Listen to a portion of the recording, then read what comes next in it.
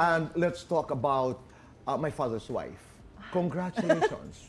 Di ba? Ay, thank you, Tito Boy. Congratulations. It's doing very well. Maraming salamat po sa inyong mga nanonood po sa amin hapon-hapon at sa mga susuporta pa po. Maraming salamat sa You inyo. play Minda, the wife Minda, of the Gabi. original wife. The tama? original wife of Gabi, Oh, yes. anong klaseng wife, anong klaseng ina si Minda sa my father's wife? Tito Boy, si Minda tough. She's strong.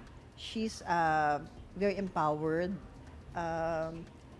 But at the same time, hindi nawawala yung pusong ina niya. She's a concerned parent, concerned mother. In a lot of ways, may pagka self-sacrificing. How much of you is her? And how much of Minda is Sunuki?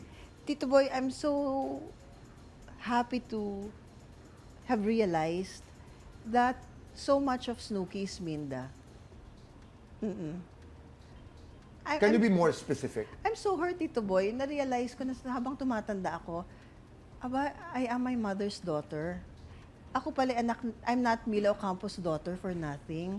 May katatagan din pala ako at meron din pala akong natatagong strength, confidence sa sarili. Meron din pala akong self-empowerment if I want to exude that confidence or that internal confidence, more importantly, meron din naman pala. Took a journey though, no? It took a journey, my goodness. Tama. And how.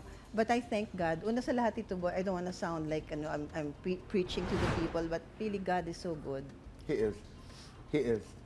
There's no doubt about Yes. it. Amen. And you are having fun ba with Kazel and Tito Boy, yes, I am. Kylie Padilla. Walang attitude yung mga bata. Pero Tito itong Boy. dalawa, when we talk about Kylie Padilla and Kazel Kinucci, good girls. Ay, good girls. Tito Good Boy, actresses. Good actresses. And I'm not saying this because I'm doing a project with them. I really, I admire them very much because they're professional and they're generous. Plus, of course, you're working with Gabby Concepcion. Ay, that's Kumusta another story, naman Tito ang Boy. iyong original na ka-love team? Tito Boy, nag-emote bigla.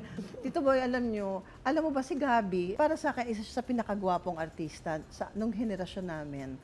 And today, talagang lalo ko napoprove, totoo nga, talagang yung beauty ni Gabi is classic and it never fading in beauty niya. I will agree. It's forever and wow, I'm gushing, Tito Boy. And I love And it. so, pagka ngayon kami nag-eksena, sorry po, pasensya na, pero talagang minsan parang lumilipad yung utak ko, Tito Boy, kasi tinitignan ko yung lips ni Gabi, mga ganon. Napaka-pink, di ba? Pink na Lumilipad ang iyong utak na may konting Tito Boy, pag... yung may konting, may konting, No, because the chemistry is there. yes. The chemistry is there. Totoo, I must admit na Oo. sa lahat ng mga nakasama ko, I love all of them.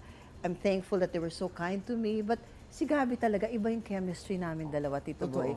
And even Gabi acknowledges that. Pinag-uusapan namin, iba din talaga yung even our director, hi Direk Aya, thank you. She told me that at one point, na iba talaga yung niyo ni Gabs. Para kayong totoong Kakaiba, no? mag-asawa.